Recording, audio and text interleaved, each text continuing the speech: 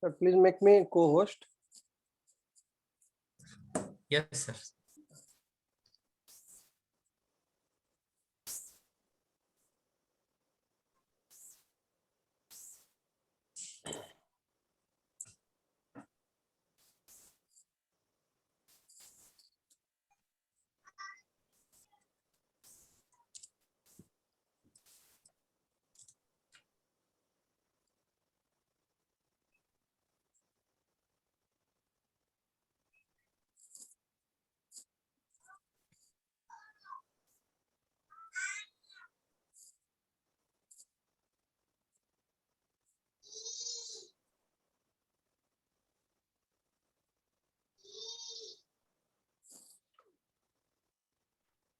Okay, should we start?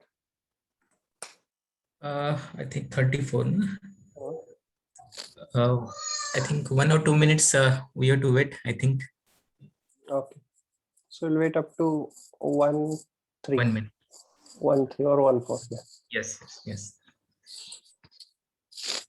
Okay, so meanwhile, I will share you with this all the material that I am using here. Yeah. This is the IPYNB file. No, you can open this file in your Jupyter notebook, or you can upload this file in Google Colabs and directly you can use it. So sharing the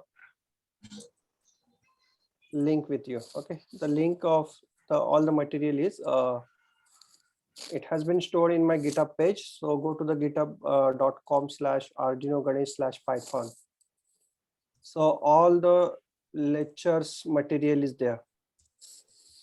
The file that I'm using for representing this lecture, actually you will get all the things. So it will start with the Python basics. Then we'll start with the string. The first means Python basic. As the name indicates, actually all the names are given here. Python basics, Python string, function, exception handling, dictionary, list, say, tuple. Yeah.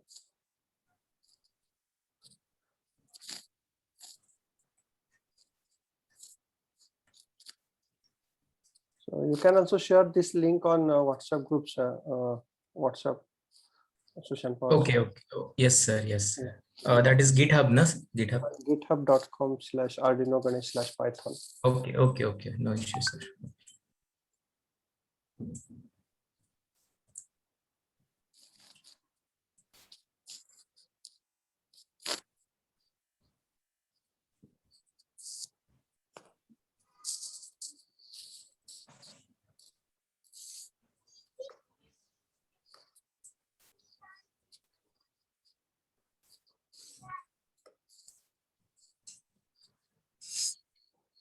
Okay, sir. We should start. Yeah. Okay. Yeah. So welcome all the participants and good afternoon to the next session that is on Python programming. So I request Ganesh Hattade sir to take over the session. Thank you, sir. Yes, sir.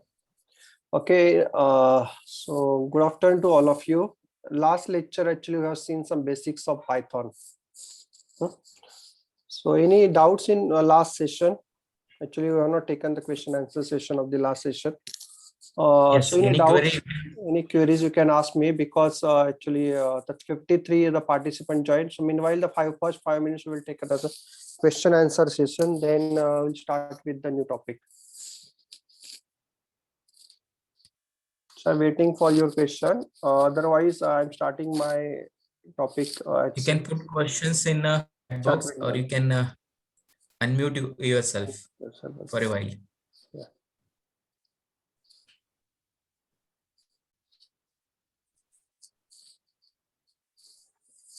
Yes, participant, don't worry about the material of the sessions. All the recordings you will get at the end of program. Okay, we will create one Google Classroom. On that Google Classroom, we will upload all the material. Whatever provided by the resource person, will upload all the things. Suraj Kade asked that is Python compiled or interpreted? Interpreted, sir. Actually, it is compiled and interpreted also.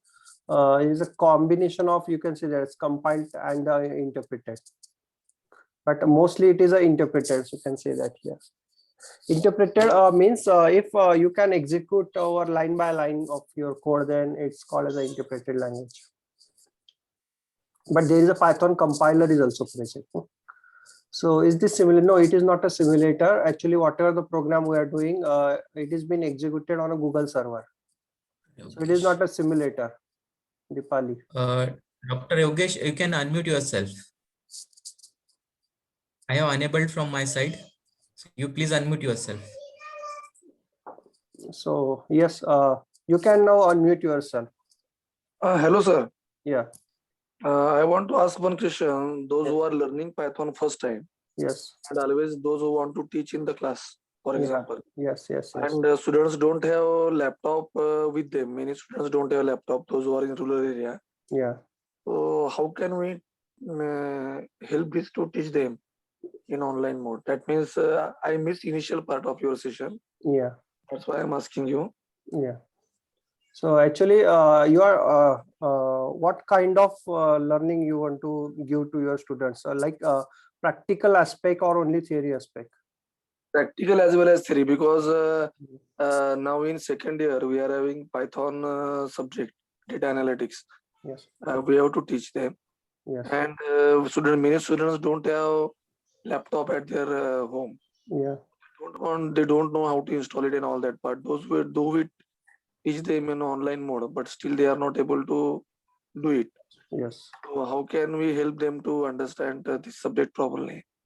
So actually, to understand how it works now, so actually one of the computing resource we must have, or otherwise laptop or computer or your smartphone. You can execute this course on a smartphone also. There are some apps are there, that apps is supporting the Python simulators. So you can ask the students to install if they have the smartphone, you can ask to them that install that Python simulators, and you can provide some materials like that I'm providing here. So these are the materials. You can use this material as it is, like you can see here, like how. Collab research that you have shared right now, collabresearch.google.com. Yeah, actually good. This is one of the file that I have opened in that Google Collapse.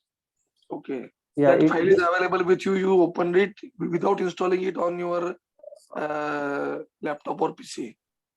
If you want to open that file on laptop now, so you require the Jupyter notebook to be installed, because it is the file of Jupyter notebook. Otherwise, if online, then you need a Google Colab. Yes, you can save this file as a, you can save the, or you can download this file as a Py file also, download.py. Okay. Yeah.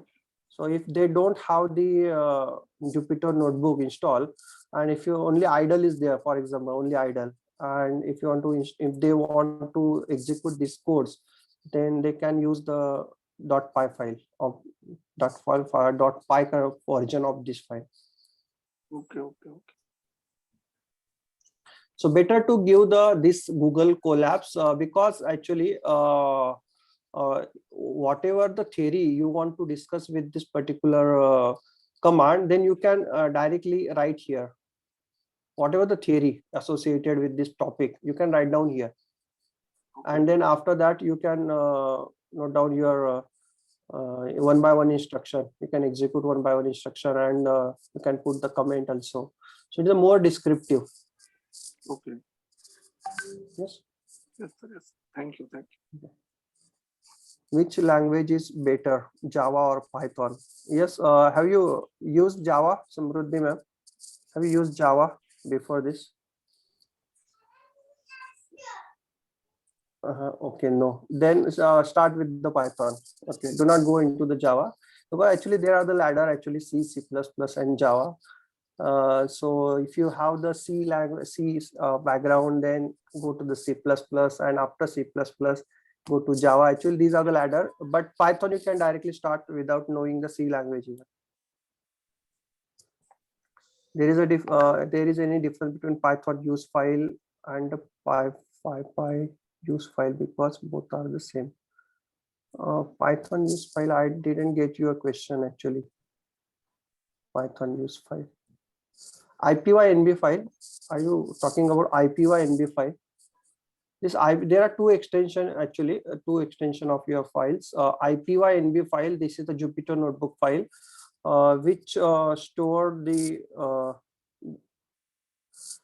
your comment with the some formatting, comment with the formatting. Then you have that IPynb file, and if you want only a simple comment, then use the .py file.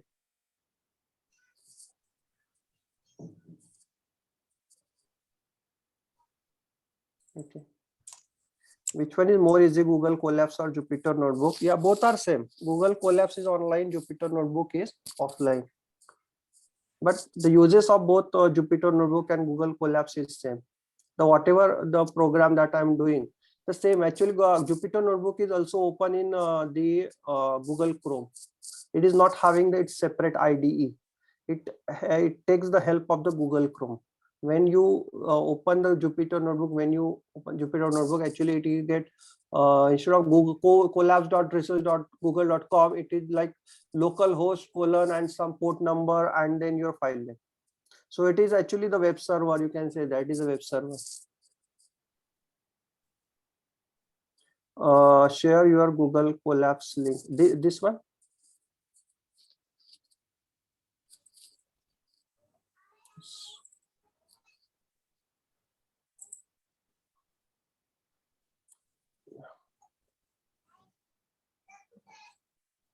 Okay. Copy. My coming teacher. Okay, so this is the link of the file that I'm currently using. You can open it directly. So whatever I'm doing here, you can access it there. Okay. Why Python use for data? It's simplicity. Yes, very simple. Why Python is preferred use for simple data analytics? It's simplicity and its uses again. Whatever the advantage or the advantage I am actually mentioning while teaching you, so the same advantage is not available in the other language. So it is a very simple language, and whatever the logic, it is just like an English language. Whatever you want to execute, actually all things are there, and you can see here all things are the inbuilt. You don't have to implement yourself. You just have to focus on your topic. Whatever the algorithm, suppose if you have some mathematical implementation of your algorithm, and suppose you require the one of the function like suppose factorial. Okay, I'm taking very simple function. Suppose you require one of the function, then no need to implement yourself. Most of the functions are available. That's why the Python is preferred, and this is again the open source. You can download the libraries that is get actually designed by the other collaborator. You can you easily you can use in your Python. Just import the library, just like here I'm importing the random library. Just like suppose if I'm design the GBsoft library, then you can import the GBsoft, and whatever the function I'm designing already, I can directly use it.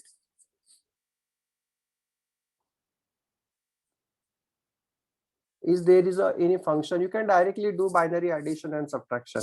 You can directly do it because you have the binary numbers with you. 0b, just convert your number into binary and just do addition and subtraction.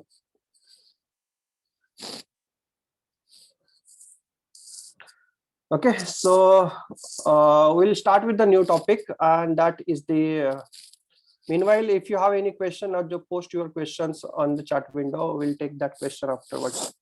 So the next point is a random number generation. This is very important point regarding to the data analytics again, or data generation. Suppose if you have some data, if you have some if you want to generate a random data, if you have some model with you, if you have some machine learning model with you, and if you want to check that model is working or not, so and you want to provide some random data to it, so then that random numbers logic you must know, that is how to generate the random numbers, because you are not going to type all the numbers by yourself. Suppose you want to give the 100 numbers, random numbers to your model, and you have to predict something. Okay, then no need to write down one by one. There is a random number module is there. You can use it. How to use it? Simple. Just import the random module, import random, and then first use the seed function. Before generating any random numbers, always use the seed function. It is very important because it set the actually for random number generation, there is in a background some formulas are there. Okay, so or some equations are there. Using that some formulas and equations, actually they are generating some random numbers. And but if you are not providing some constant to it, okay, if you are not providing some constant to it, then actually it might happen that during the after some interval, actually the same numbers get repeated again and again and again and again. So that's why you can set here you can set the current time as a seed for the random number generation. So every time whenever the new random number is generated, the current time, whatever the current time is there, that current time is taken as a seed. Current time is taken as a constant number that is being used in that equation. Okay, so always use the random dot seed. Okay, seed will set the current time as a seed, but seed x will set the whatever the number that you are giving here, that is the x as a seed for the random number generation. Now you can actually see the what is the difference between the using the seed and the seed x. So here I'm using random dot seed, and then I'm using random dot random. So there is a random function is there. Just use the random function and you will get any random number between 0 and 1. Any random number between 0 and 1. Here the 1 is not inclusive, 1 is exclusive. Okay, but 0 is inclusive. 0 and 1, in between the 0 and 1 you will get that any random number. But if you want the integer value, okay, if you want the integer value, then you will use the randint function, and whatever the range in between this you want to generate that number, you just have to put that number range 1, 10. 1, 10 will generate the random numbers between this given range 1, 10. So if I run this program, you will get a every time you will get a different numbers. Every time you will get a different numbers. Okay, 1. Now I'm getting different like this. Okay, every time I'm getting the different numbers. So just you have to remember this logic. 3 functions are there only, or 3 lines are there. Import random dot seed, and for float number random dot random, and for integer number random dot randint function. Okay, just execute this code in your Google Colapse and see the output. Now next one is again very common question, how to put the comment, in Python. So comment always start with the hash, just like in our C language the comment start with the double slash. In C language we will use the double slash as a single line comment. Here we are using the comment with the hash symbol. So hash, and whatever the written after this hash, it is treated as a comment, it is not executed. So, and multi-line comment also we can do. Multi-line comment we can do using the 3 double quote, 3 double quote, 3 double quote or 3 single quote, both are valid. Okay, pair of 3 quote, 3 quote, 3 quote. So here this is the multi-line comment. Generally these multi-line comments are majorly used for generating the docstring. Actually docstring is the help for your particular function. If you have designed a function, and if you want to design a help on that function, what is the input, what is the output, what that function are doing, so that we can do using the docstring function.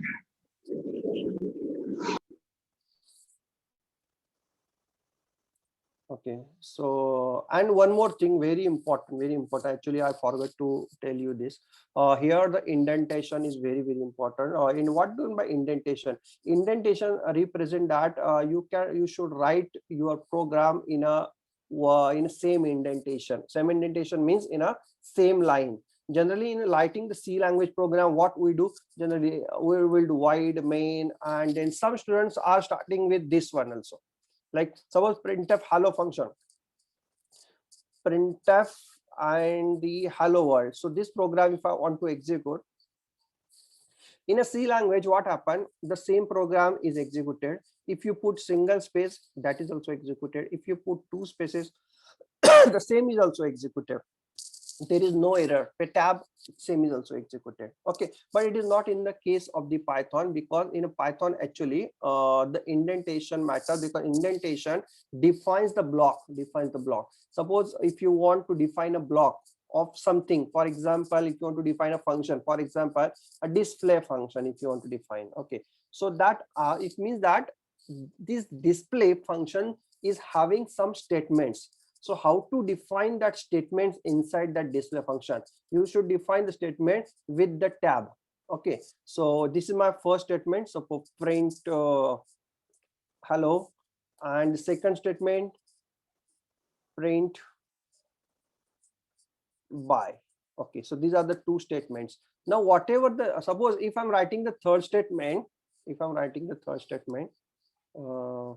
now, okay, so now this print now, this function, this statement is not a part of display. Why? Because just see this indentation. Okay, so this definition display is start with this block, and whatever the statement with this indentation is a part of this display. And if you end or after this display function, if one of the statements start with the 0 indentation or from the first line, then it is the end of that block. So it means that it is very similar, like in a C language we will put curly brackets. So starting curly bracket and the end curly bracket.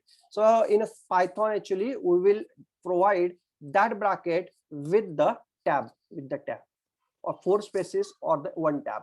So that tab will put, and then print hello, then tab will put print by, and then print now without tab. So print now is not a part of display. So whenever I am calling this display function, the output is hello by. So what is the output of the program? Firstly, now will be executed because this is the compulsory statement, and then after that I have called the display function. In a display function I printed the hello and by. So you can see here the output becomes the firstly now, second one is hello, and the third one is by, because now is not a part of the display.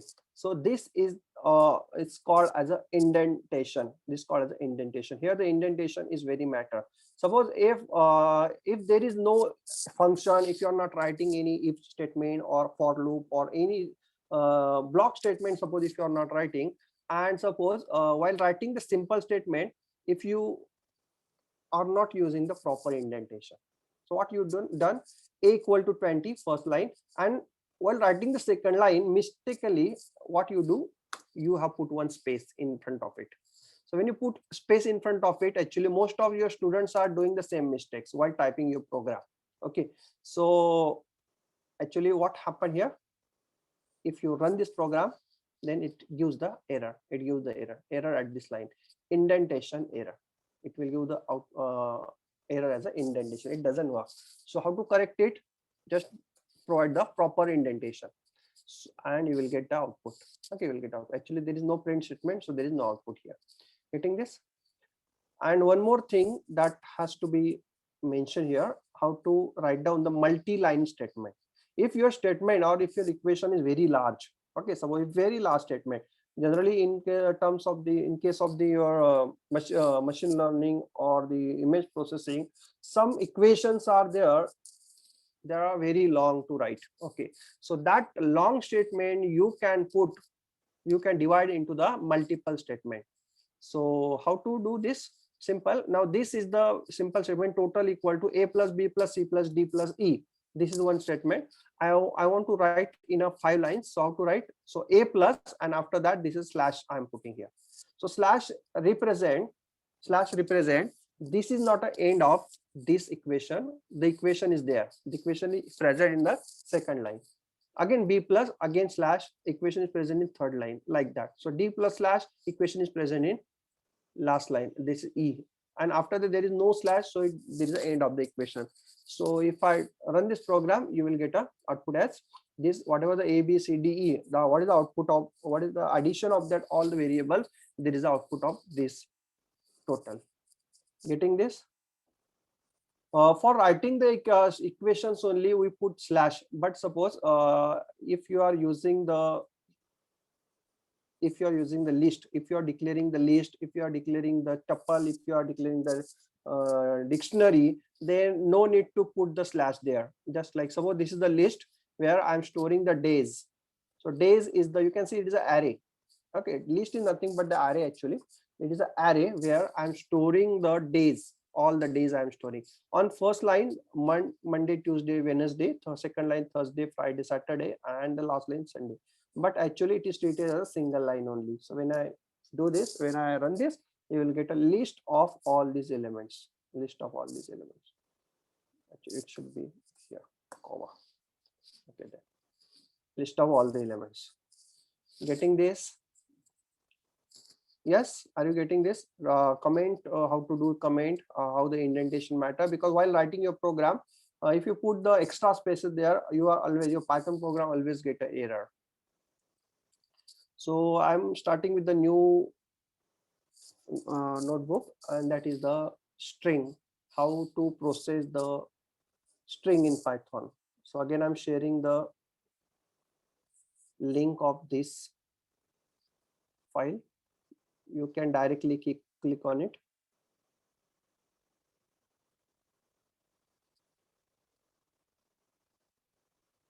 Okay, so where is chat window? Yes. Chat window.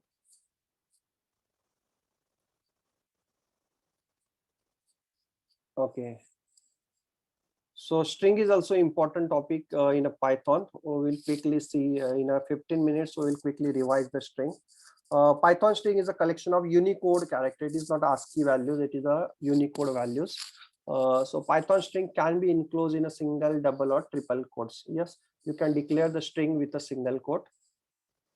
You can declare the string with a double quote, and even you can declare the string with a triple quote. This triple quote can be a double quote also, or the single quote also. Okay. Triple quote is majorly used for the defining the multi-line string. So if I run this, you will get a same output, Python, Python, and Python, because 3 strings are having the same output. Now, if there is a character like a single quote, double quote, or slash within the string, they can be written in a 2 ways. Okay, just like for example, here my name is, okay, and suppose you want to enclose this Ganesh in a single quote. Okay, you can directly, actually there is no use, no use of slash there, because this string you have enclosed in a double quote, and double quote means whatever there is in between the 2 double quotes, then that is a string. Okay, so this single quote is also the part of the string. Single quote is also part of string. Okay, but suppose you want to use this like this. Suppose the Ganesh should be in a double quote. So how to use this? So you should use the escape sequence character. Okay, you should use the escape sequence character. So when I run this again, actually it is C language syntax again. My name is Ganesh. So here the Ganesh is in double quote directly. Okay, and suppose if you want the double quote, or otherwise the second way is enclose this string in a single quote. Enclose whole string in a single quote and make this Ganesh in a double quote. Now you will get the same output again. No need to use the slash there. Getting this? Now the Python 2 syntax, just use R in front of it. Use R front of it. It is called as a raw string. It is called as a raw string. So whatever you are including here, whatever the characters, it might be escape character, it might be space, it might be anything, any character you have included, that is get as it is stored into the this particular MSG. Okay, so it is a raw string. So raw string is this, my name is Ganesh, like this. Okay, so accessing is, again we'll see how to access it. Actually for accessing the name of the string we can directly use, but can I access the individual element, or can I access the individual characters? Yes, we can access by using its index. We know that what is string? String is an array of the characters, and we know that array is always start with the array index is always start with the 0. So if I want to get the character H, so what is the character H is at the index 0. So just use message of 0. It is C language syntax, message of 0. When I put message of 0, you will get output as capital H. Getting this? So if I using message of 1, then I'm using E, small e, like this. Okay. Now what about the negative indexing, message of -1? Actually in C, C++ not supporting the negative indexing, but the Python supports, for its simplicity it supports. Why?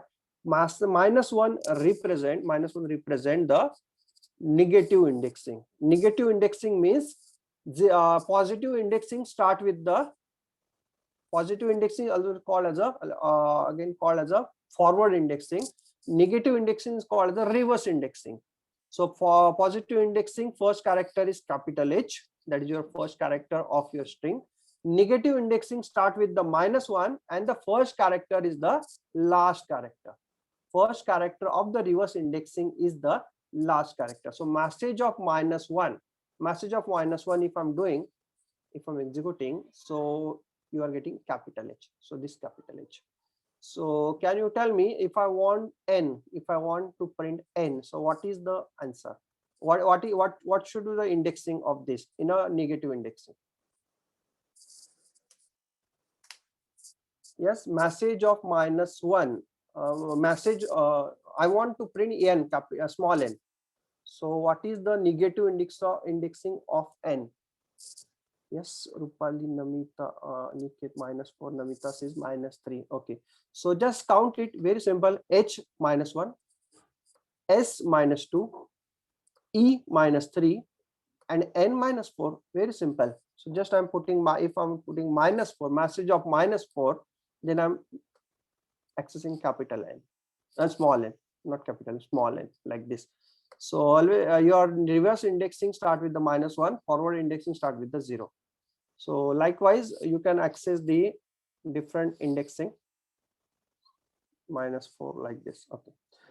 So next one is the substring. Okay, can we take some substring out of this available string? Suppose this is the hello Ganesh, and I want to get this hello only out of this string.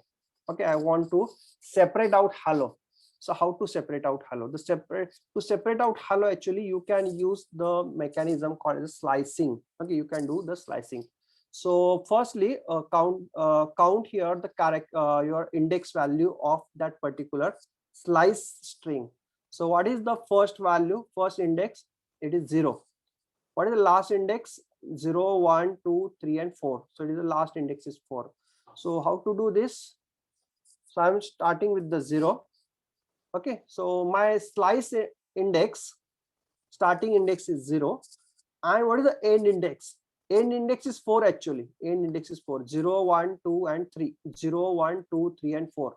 So 4 up to 4 I want to extract. Up to 4 I want to extract. So if you want up to 4, you have to place here 5. Always put +1 there. Always put 1, because the last one, whatever the putting at the time of slicing, the last one that you are doing, writing here, that is not inclusive. It is exclusive. It is 5 is exclusive, but 0 is inclusive. 0 is inclusive, 5 is exclusive. So 0 to 4. The meaning of 0:5 is 0 to 4 only. And this I'm assigning to S1. This I'm assigning to S1. So what is S1? S1 is a substring which contains hello. So in this way, we can actually slice the particular string. We can take the substring out of the given string. Okay. Suppose here the starting is given, but the end is not given. Here, for slicing, actually, this is start. This is start. This is end. Start is given, but end is not given. So what is this? Okay, for understanding, actually, what I'm doing, I'm copy this and paste it here. Paste it here. Okay, now tell me, I'm doing 6 colon and the last index I'm not giving. If the last index is not given,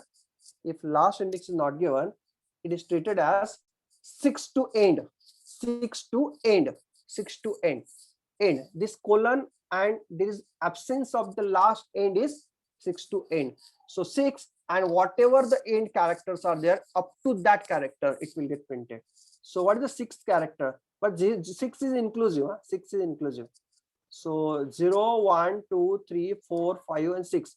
6 is G. So G to end. So Ganesh is the print. Ganesh is the output. I've been getting the output as Ganesh. Getting this? Getting this 6 to end. Okay. But suppose if the starting is not given, if the starting is not given and the end is given, starting is not given, only end is given, then what is the output? The start, if the starting is not given, it is considered as a start to 4. Start to 4. Why 4? Here I am giving 5, but why 4? Because last is not included. This whatever the index that I am giving here, it is not inclusive. It is exclusive.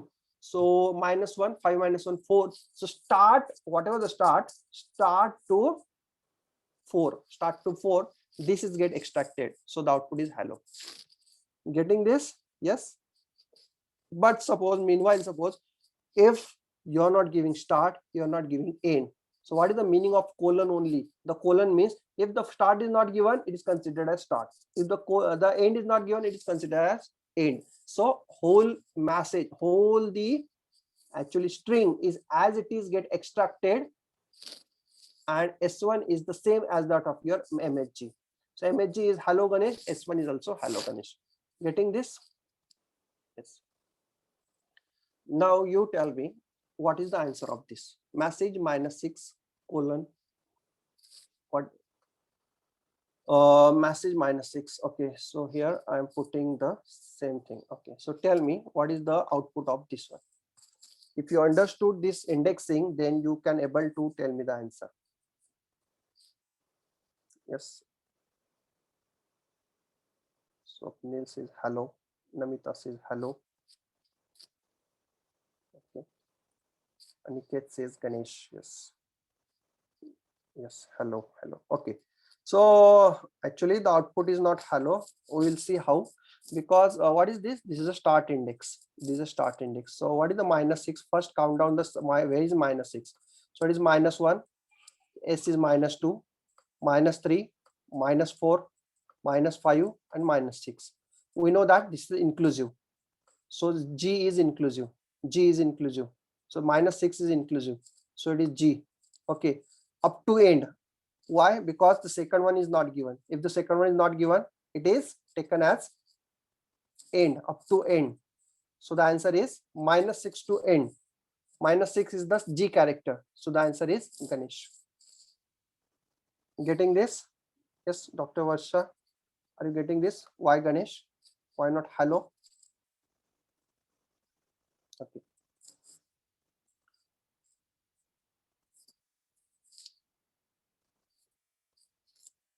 Yeah, one more thing I want to tell with you, that is now tell me 0 to okay 6, 7, 8, 9, 10, 11, 12. Okay, or simply okay 0 colon 5 colon. Now there is again one more thing we can also include here. 2 colon we can include. For example, by default it is 1. By default it is 1. So the third one is called as a it's an increment, that is 0 first is a it is called a step. Yes, Swapnil, thank you. So it's called as the step size. Okay, so 0 is the first character. After this 0, it is incremented by 1. It is incremented by 1. So when I run this program, your output is hello. Actually, when I increment this to 2, so actually what are the indexes here? The indexes is the first index is 0, second index is +2. 0 plus 2 is 2. So L get access. Then 2 plus 2, that is 4, that is O get access. So answer is HLO. The answer is HLO. HLO. Getting this? So in this way, actually, you can extract some characters also. So like say colon 2, if I'm giving here colon 2. So you are getting the character like first one H, then second L, then O, then G, then N, then S, like that. Okay, so it is step size also matter here. If the step size not given, considered, it is by default considered as a 1. Okay, now next one is, suppose by mistake, suppose if you have given the very large index, so what happens? If you are giving the large index, it doesn't give any error, so message 6,200, so it is considered as a up to last character, up to 200 character. If the 200 character is not present, then up to last. So Ganesh is hello Python MSG. Okay, it should be MSG. Okay, it should be Python. Okay, it is Python 6:100. But if you are accessing a individual character by using the index which is not valid, so message of 100, MSG is hello Python, maximum index is up to I think 12 to 13, and if you are accessing the 100th index, then it generates error. Getting this? So index out of range exception. Getting this? So in this case you are not getting exception, but in this case you are getting the exception. So we'll see some string properties. All strings are objects of built-in type str. Yes, message is equal to Python, and if you are printing the type of that message, you will get to know that all the strings that I am creating here, it is a type of the str. Yeah, and Python strings are immutable. Now this is very, very important. What is immutable? I will be explaining here. Python strings are immutable. Immutable means we cannot change the particular string. Okay, they cannot change. Once it is declared, it is as it is. Like if so it is immutable. So can I do this? My statement is Python strings are immutable. Strings cannot be changed. And if I'm doing s1 equal to hello, and then I'm doing s1 is equal to good morning, so is it valid? Is it contradictory? No, Python is immutable, and this two string, it give error? Yes, anyone? Is it giving error? Because my statement is Python strings are immutable. It is a constant. If you declare the string, it is as it is. You cannot change that particular string. But here, what you are doing, you are changing the string. So it has to generate error, but it can't. It is not generating the error. It is actually printing the second string. So why is this statement is not true? Actually this statement is true, but how it is true, I will be explaining with you. How to explain? Just print the address of s1. Firstly, I'm printing the address of s1. Second time also I'm printing the address of s1. Okay. So what happened here, when you are doing s1 is equal to hello, s1 is treated as a pointer to the object which contains hello, here, and you are printing the s1. So s1 address get printed. Okay. Now next time what you do, s1 equal to good morning. Now there is an object present in your memory which contains hello. Now what you are doing, you are creating the another object, because strings are immutable, you cannot change. So when you assign s1 equal to good morning, what happened? The new object is created having the content good morning, and now s1 is referring to the second object. S1 is not referring to the first object. So first object is not referring to anyone. So first object, whenever the garbage collector get called, the first object which contains hello get collected by the garbage collector. Get deleted. Okay. But in a memory, actually, there is another object which is having the content as a good morning. Now S1 is pointing to the second object. It is similar like you are explaining the pointers. So there is a pointer pointing to the different object. S1 is a pointer which is pointing to the first hello. Second time S1 is pointing to the good morning. Actually, you are not modifying the memory which is allocated by hello. You are not allocating. So I can say that here my strings are the immutable. Now how to prove this? If you want to prove this, then just execute this command.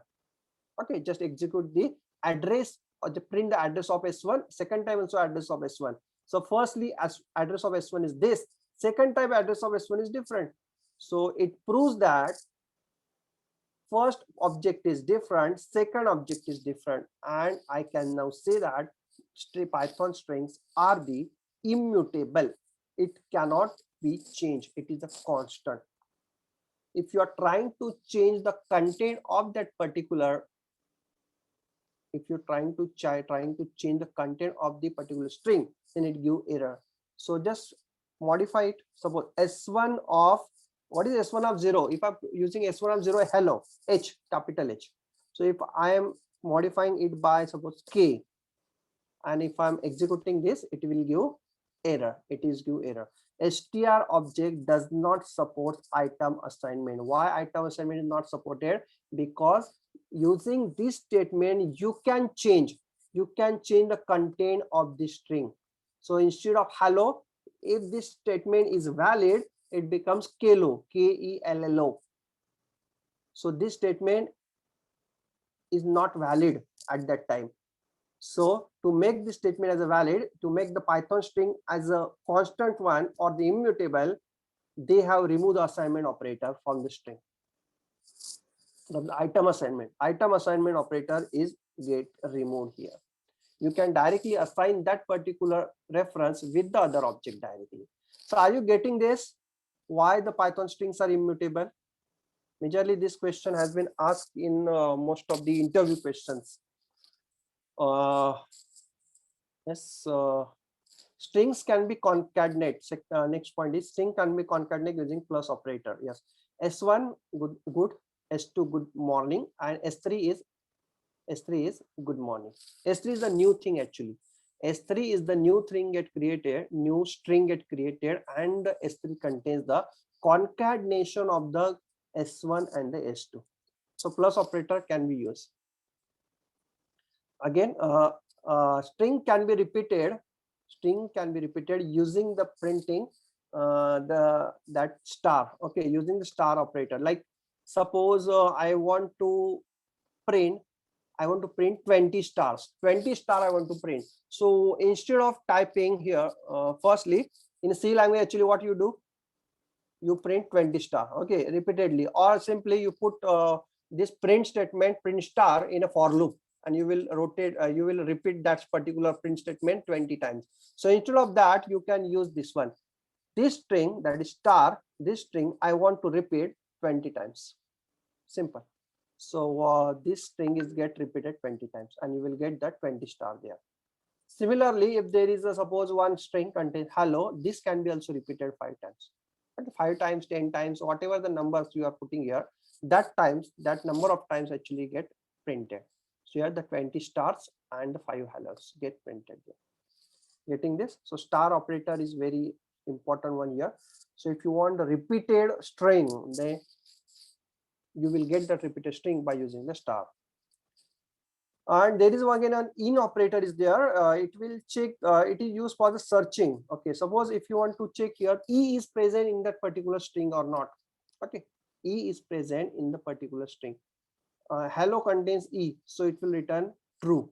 Okay, hello contains E, so it will return true. But suppose I'm checking Z in hello. Yeah, Z character is not available, so it prints false. Okay, it returns false. So in will return true or false.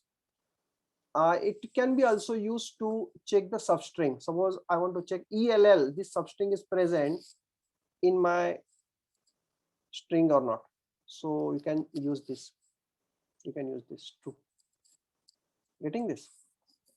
So to search the substring, you can use in operator. Okay. So I'm waiting for 1 minute to complete this assignment.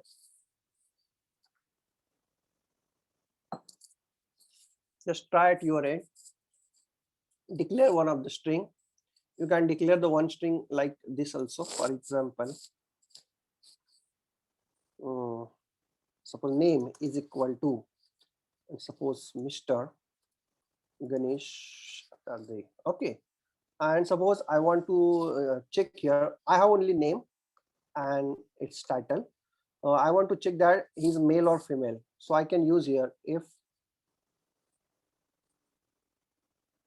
the MR in name, if MR in name, then I can print here male, else I can print here suppose female. Okay, so to check that here male or female. Okay, is male, and for example, suppose there is a Miss is there, suppose Miss Janvi. So Janvi is the name of my daughter, so she is female. Okay, so it is very important because in a data actually sometimes it might happen that you have the name of your customer with the title and you don't know and there is a missing column is there, gender column is missing there. So you can generate the gender column by using this technique. So Mr. or Miss, suppose if there is the if same pattern is there, using that same pattern you can generate the another column with the male and female. Getting this? So in operator actually returns the true or false. So next one is string or different string operations. This actually operation means these are functions present in the str class.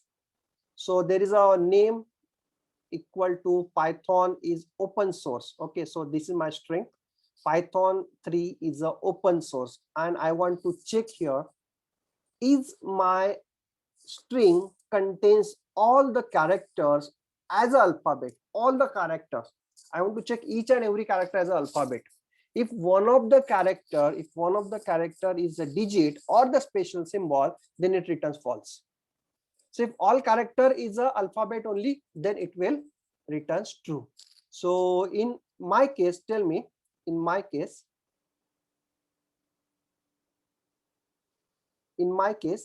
what is the output? Tell me. In my case, what is the output? False. Yes, correct. False. False. Why? Because 3 is the digit. Space is also there. Space is also the special symbol. If all characters are only alphabet, if all characters are the alphabet, then only it will returns true. Okay, you can see here I'm removing some special symbols and the digits. Now it is true. You can see here Python is open, so there is no special symbol. If one of the special symbols is there, again it returns false. Getting this? So it is only for checking your string. Now name is digit is the second function. Is digit function checks if all the characters in a strings are digits. Okay, all characters are digit. I want to check here. Now we know that name is Python 3. All characters are not digit. Some characters are the alphabet, some characters are the special symbol. So it will return false. But here Sam is equal to 1 2 3 4. 1 2 3 4 all characters are digit, so it returns true. It returns true. First one is false, second one is true. Next one is alphanumerical. So it checks if all the characters in the strings are alphabets or the numeric value. Alphabets or numeric value. It doesn't check for the special symbol. So if one of the characters special symbol, it returns false. It returns false. Like my name is having one special symbol, so it returns false. So name dot is alphanumerical. This returns false. Now Sam is equal to sample. Now all the characters either alphabets, either numeric. Now it is alphabet, so that's why it returns true. Here alphabets, either numeric, so it returns true. But here one special symbol is there. If there is a special symbol like space, dollar, percentage, any special symbol, so it returns false. So you can see here the output is false, true, true, false, false, true, true, false. Yes, are you understanding this? Is alphanumeric. Now the next one is lower function. Is lower function will check that all the character is a lowercase or not. All the characters are lowercase or not. So here P is capital, O is capital, S is capital. So that's why it returns false. It returns false. But here in a second case, actually sample is the all characters are small case letter, so it returns true. Here one of the character is the capital case, so that's why it returns false. So answer is false, true, and false. False, true, and false. Is upper function, again it checks that all the characters is a capital case letter or not. Okay, so all the characters should be capital case letter. So sample, simple, see sample all the capital case letter, no, all small case letter, so it returns false. Sample first letter is only capital case letter, so false. But all capital case letter, so it returns true. So the answer is false, false, false, true. False, false, false, and last one is true only because all the characters are the capital case letters here. Again, there is one function with the start with function. Start with function. Actually, these is the very important regarding to your data cleanup. Okay, if you have the data with you and if you want to clean up your data, if you want to extract some meaningful data from your data set, then you require these functions. Okay. Start with function. Start with function, check that a particular character, if your particular string is start with this particular string or not. So is it start with Python? Yeah, it is start with Python, so it returns true. Now is it start with good? No, it is not start with good, so it returns false. So the answer is true and false. Now it ends with function. Ends with function will check that is it ends with the particular string or the character. You can check with the character also. So source, is it end with the source? Yes, it is end with the source. So first it will print true, but second time it will print false. It is not end with the good, so it will print false. Name.upper will actually convert the string into uppercase letter, but the name is not changes. So whatever the name, suppose name I am giving as a name is equal to, suppose I am giving as a Ganesh Atarde. So this is my name. So I want to convert this name into the uppercase letter. So how to use upper? Use the function called as upper. By using this upper function, actually the name is not get changes. Name is as it is. Only you are getting the converted string by using the upper function. So you can see here by you are printing name.upper, so you will get that converted string. But if you are printing the name again, so it is having the same string. It is having the same string. Okay. Lower function works as the same again. It will convert the string into lowercase letter, but the string is not changed. String is as it is. So if you want to store this lowercase letter in another string, then you can use this like L underscore lower. L underscore lower is equal to name.lower.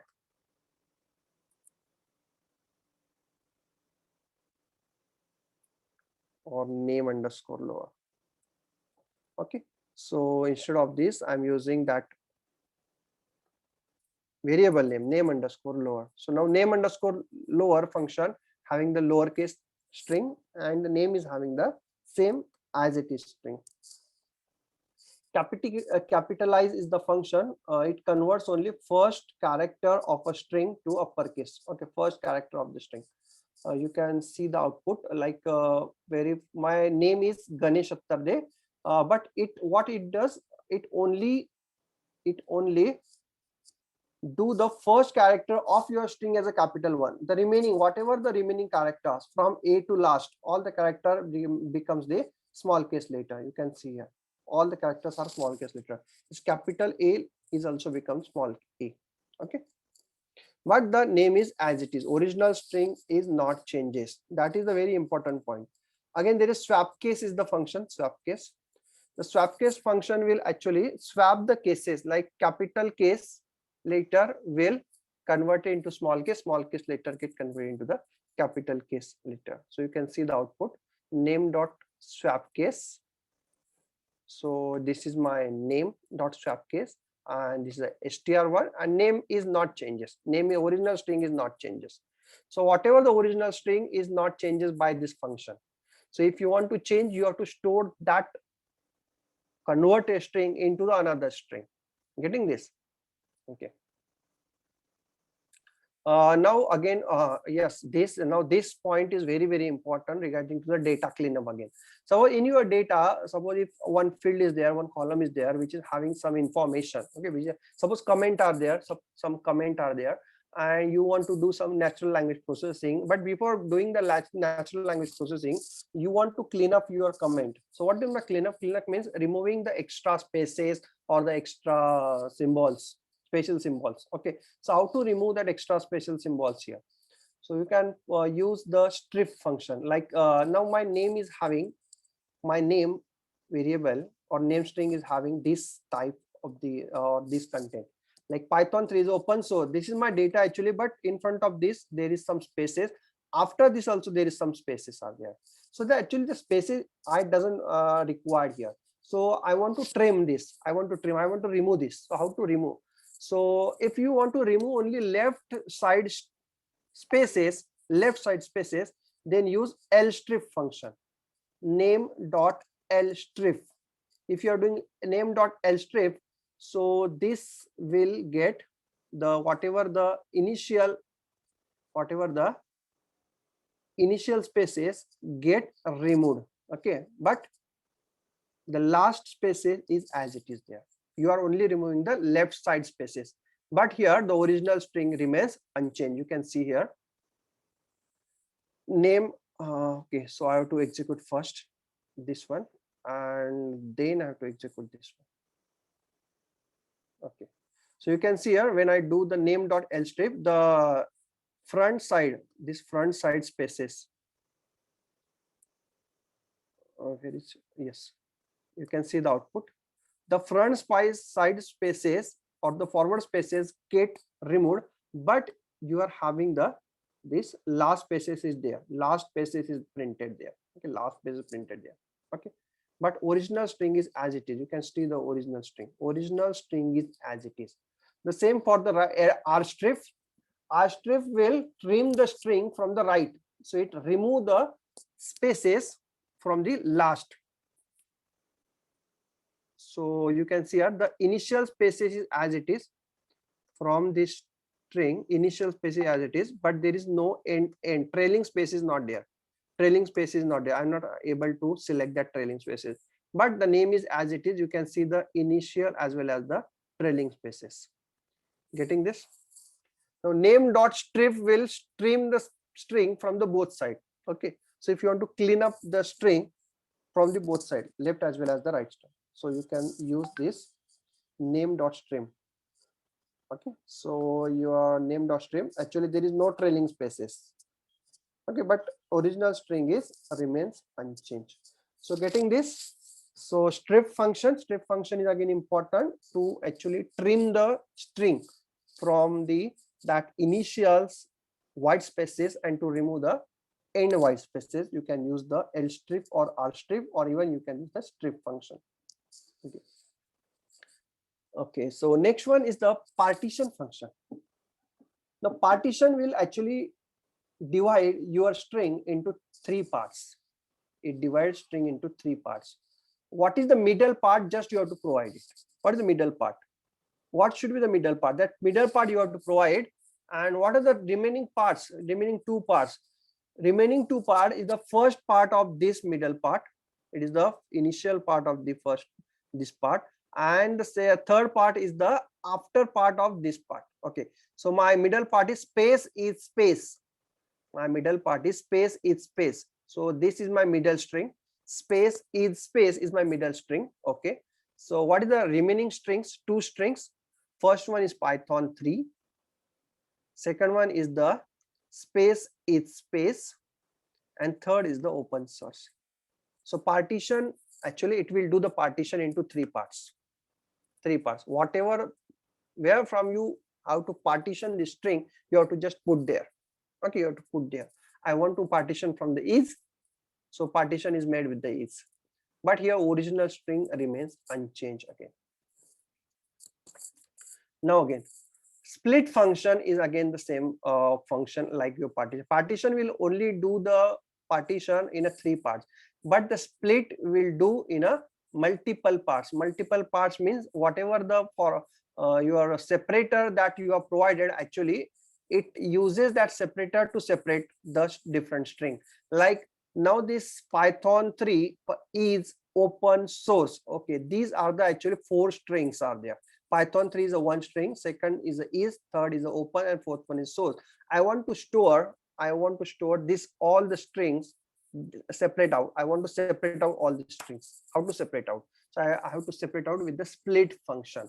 So here if the separator is not given, then by default space is considered as a space. By default space is considered as a space. So here this is the first space, second space, and third space. So how many parts is get created with this string? 4 parts. So if I'm doing this name dot split and this list I'm printing here, actually split function will return this list.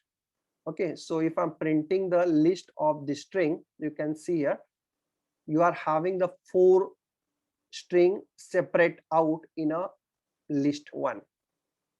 List 1 of 0 is Python 3, list 1 of 1 is, list 1 of 2 is open, and list 1 of 3 is source.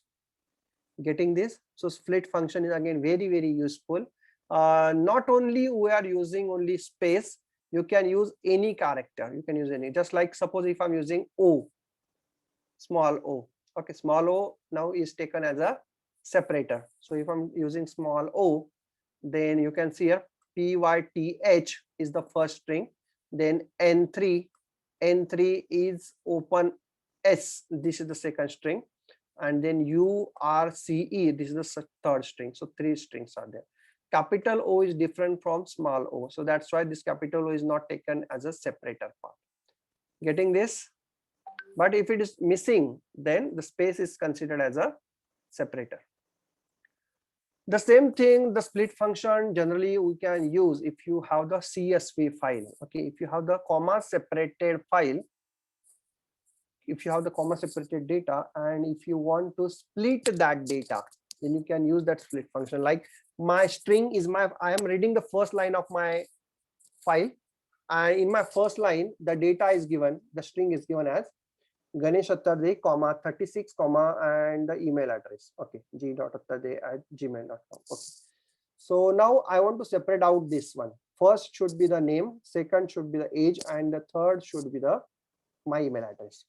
So here I'm, instead of using the space as a separator, here I'm using the comma as a separator. So name dot split comma, it will separate out this all the data. So first one is Ganesh Attarde, second one is age, that is 36, and third one is email address. Getting this? So in this way actually we can use to separate out your data. Very important regarding to your again machine learning, or if you want to get into the data cleanup. Data cleanup में ये बहुत important होता है. So next one is str function. Here already we have seen this. I think str function returns the numeric string for its numeric arguments. Like age equal to 36, age is the integer actually. The type of age is integer. But if I want to concat this age with the string, then I should convert this age integer into the string. So how to convert the integer to string? Very simple, use the str function. Str of age, study str of int. Str of int is str. So I am, and 36 is converted into the string, and they get concatenated with this particular string, and the output is I am 36 years old.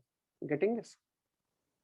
And this thing we already seen, ORD and the CHR or ordinal function. Ordinal ORD function will return the Unicode value of that particular character, and the CHR function will give that particular character of the given Unicode value or the ASCII value.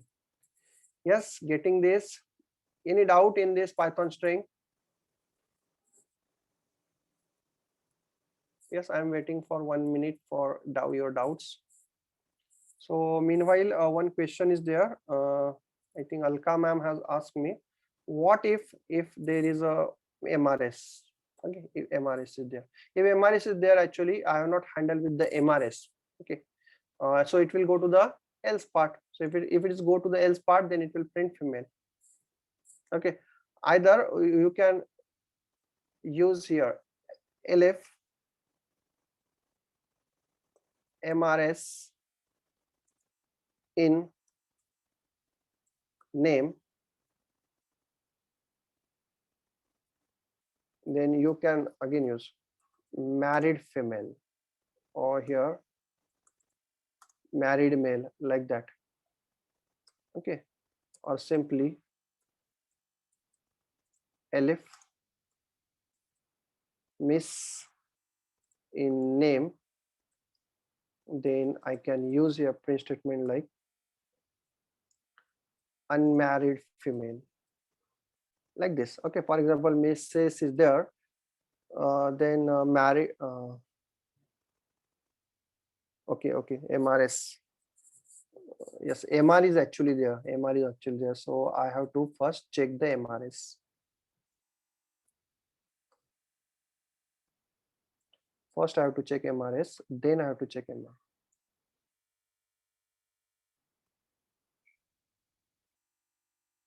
Okay, and message should be different.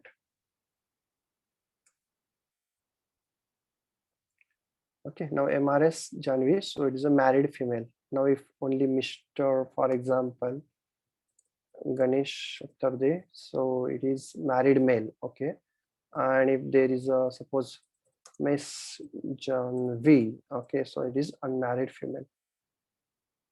Okay, so actually this is the actual logic. It is a way of your programming. In this way you can do your you can achieve your goal, that is whatever you want. Suppose if you have the raw string and if you want to get some meaning from that string, then you can get the meaning. Okay, so got it. So we'll move towards the next topic, that is a decision control structure. So we'll quickly have the decision control structure.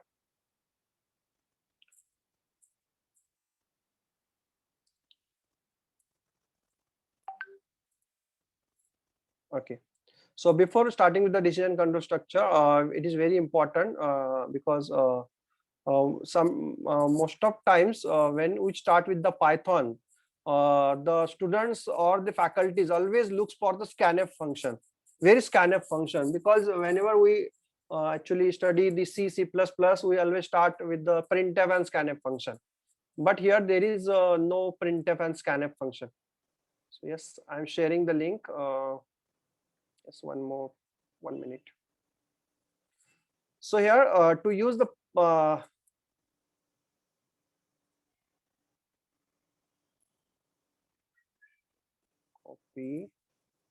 and just paste it. Yes, paste it. Okay, so you can use this link to get this file. Okay, so to get to use the user input from the to get the user input, actually we use the input function here. Okay, to get the user input. Suppose suppose there is simple C language, enter a first number, enter the second number, add the addition of this number is this. Okay, so the C language style program if you want to do, then you have to use the input function. So how to use input function, we'll see. It is very less useful because there is no user input. There is no user input in Python. So it is only for the your students only, okay, student point of view only. But for data science, actually the input is never used. So name is equal to input, will wait. This is a blocking call, just like your scanf function. It is a blocking call. It will wait until you type something and you press enter. When you press enter, then whatever you are type get assigned to name. Whatever you are type get assigned to name. So just I'm running this.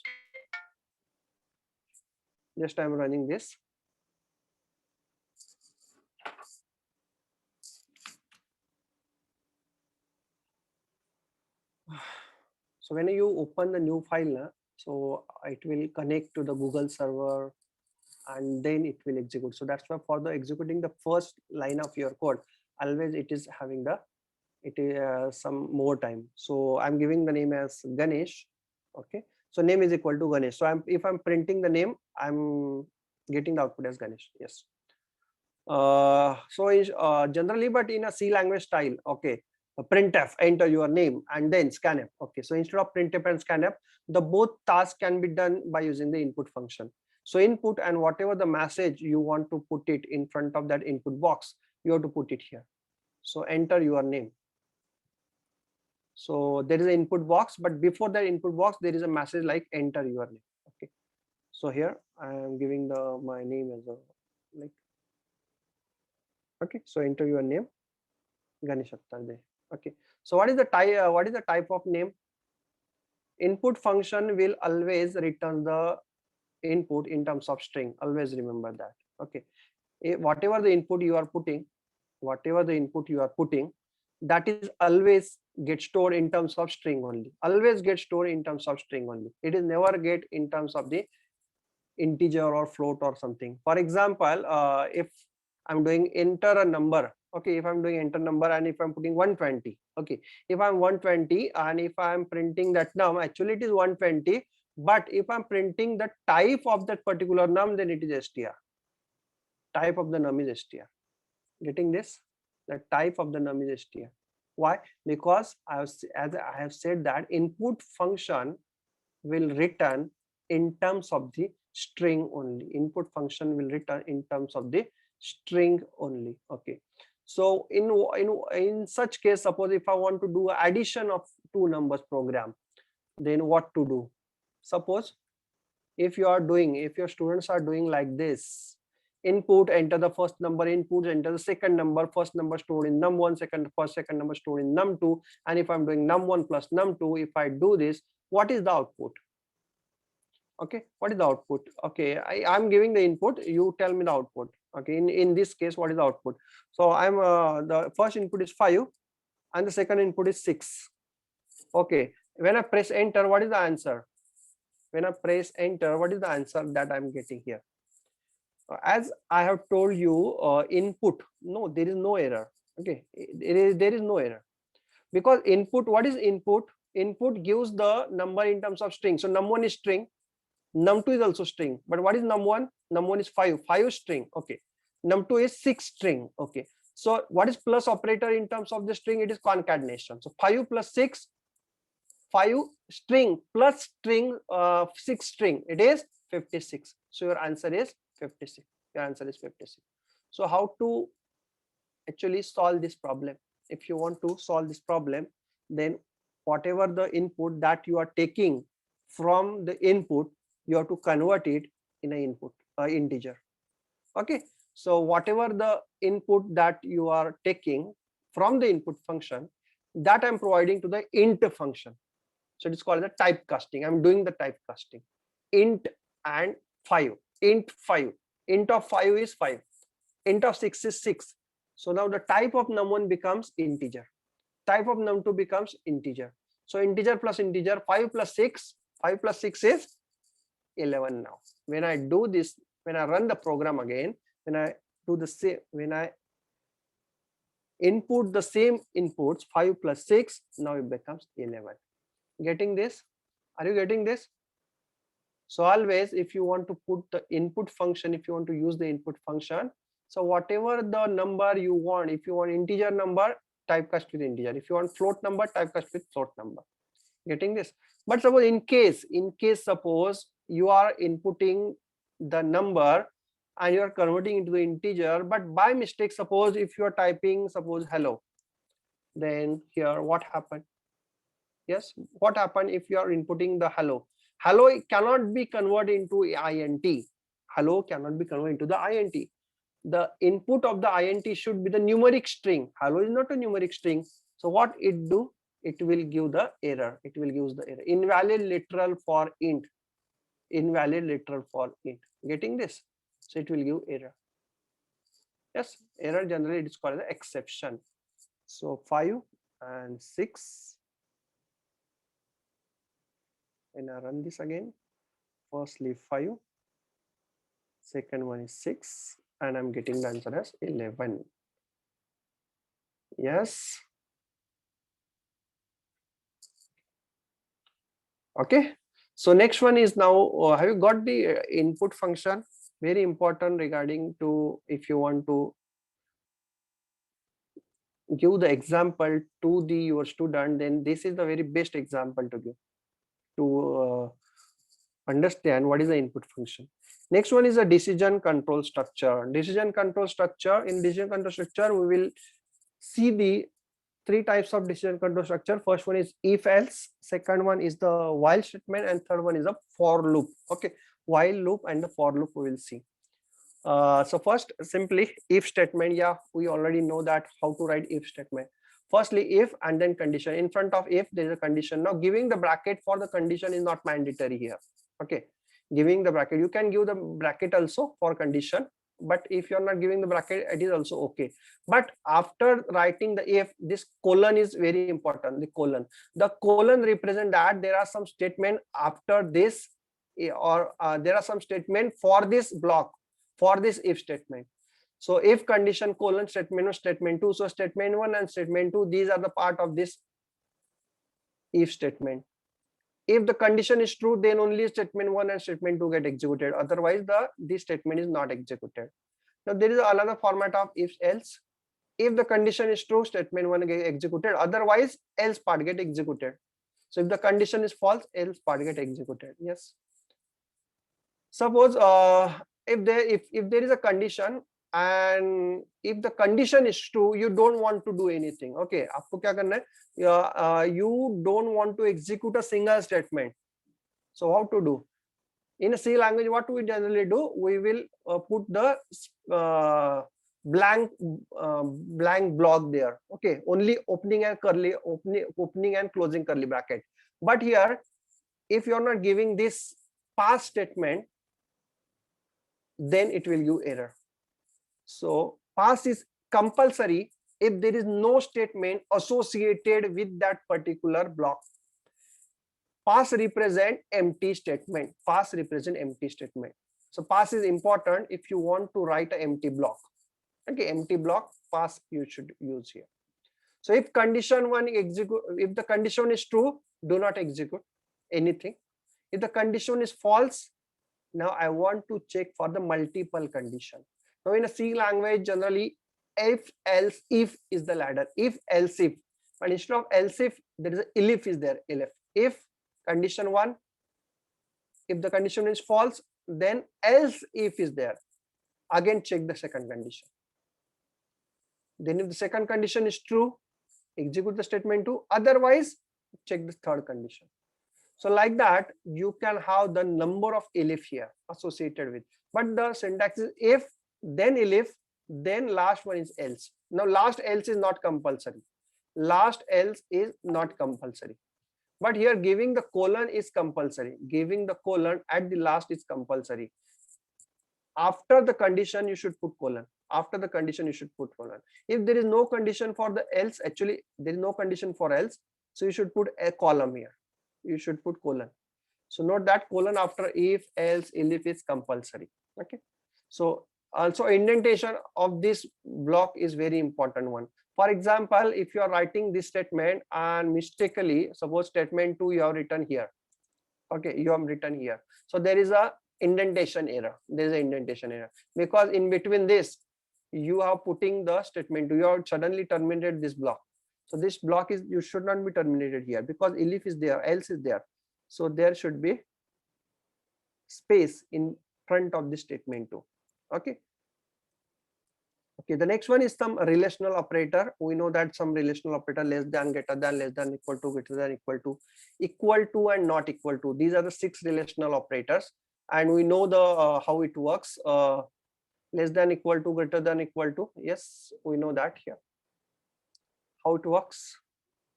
Suppose if A less than B. Okay, now it returns true.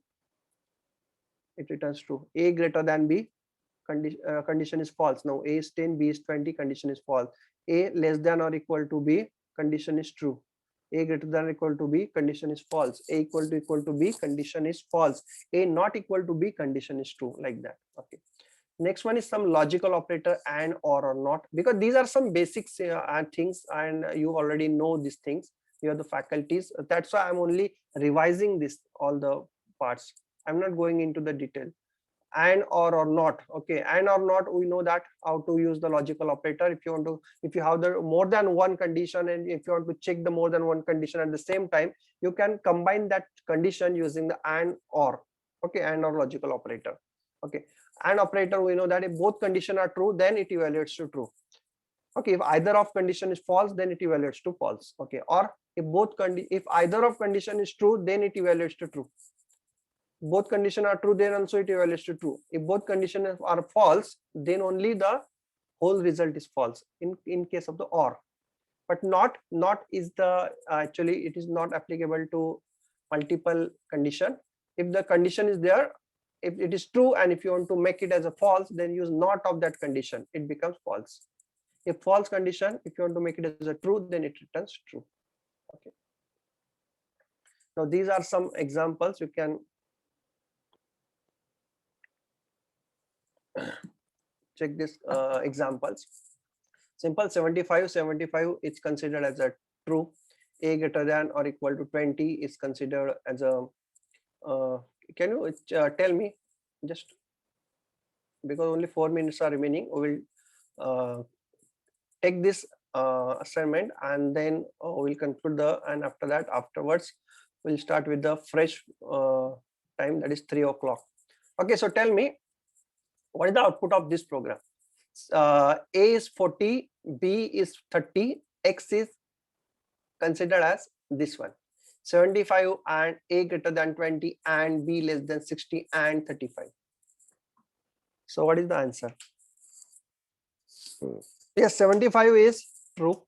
75, only 75. It is a actually integer value. 0 represent false and any non-zero value represent true. Okay. A greater than 20. Now A is 40, 40 greater than or equal to 20, condition is true. So second condition is also true. Third condition, 30 less than 60, condition is true. And last is 35. So 35 is also true. So what is the total result? The total result is actually true. But what it returns? What it returns? If you compare this all the result, actually it returns the last. It returns the result of the last one. For example, if there is a symbol like suppose B less than 10, B less than 10. The last one is the B less than 10. So B less than B is 30, 30 less than 10.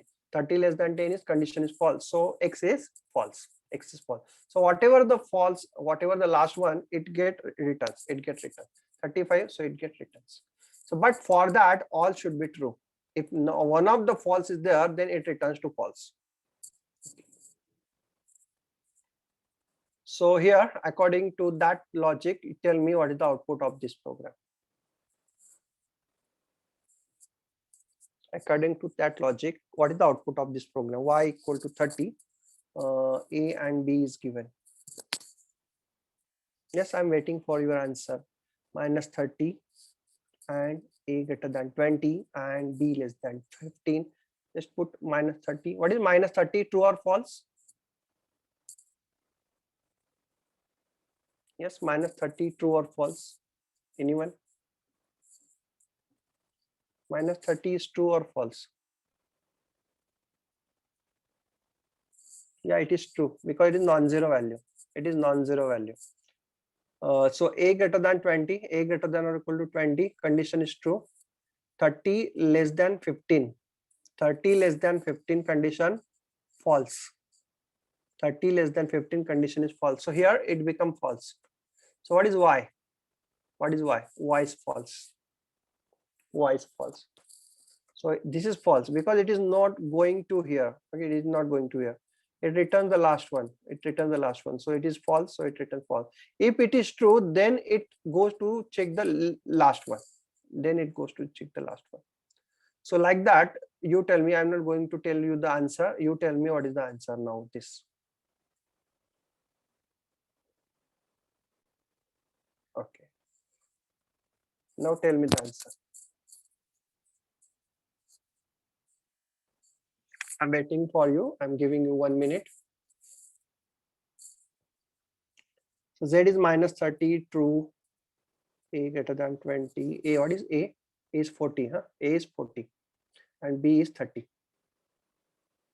Only A is there. Okay.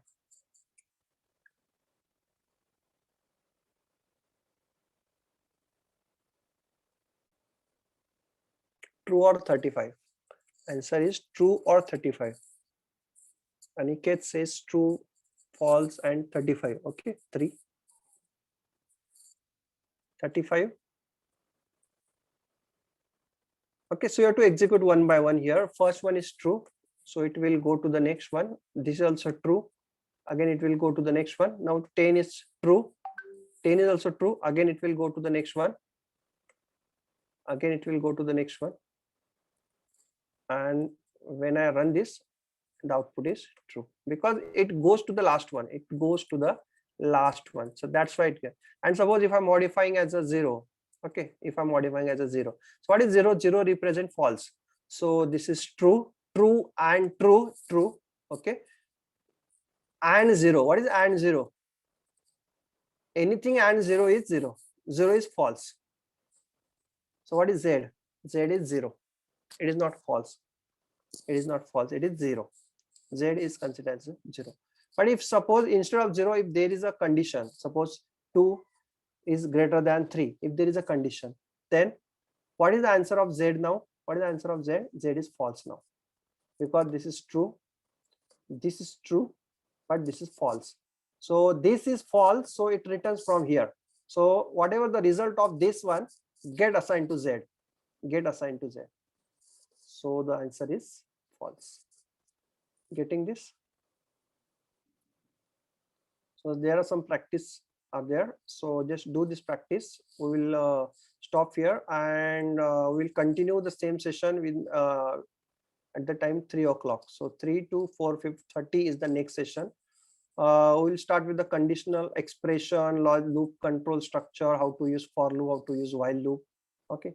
So we have to some speed up. We have to make some speed. Okay. So yes, sir. Over to you. Yes, sir. Yeah. It is fine. So thank you, sir, for this session. Participant, there is a tea break is there now, 2:30 to up to 3. So we'll back again at 3 p.m. sharp. Okay, this is the last session of today. That is at 3 to 4:30. Okay. So please join at 3 p.m. Thank you. Okay, those who had joined actually late, for whom all the files of my programs get available at this URL, github.com/arduinoganesh/python. Okay, I'm putting this URL into the chat box. You can get that all the files and you can use for your purpose also. It is open source. Yes, thank you. Yes, sir.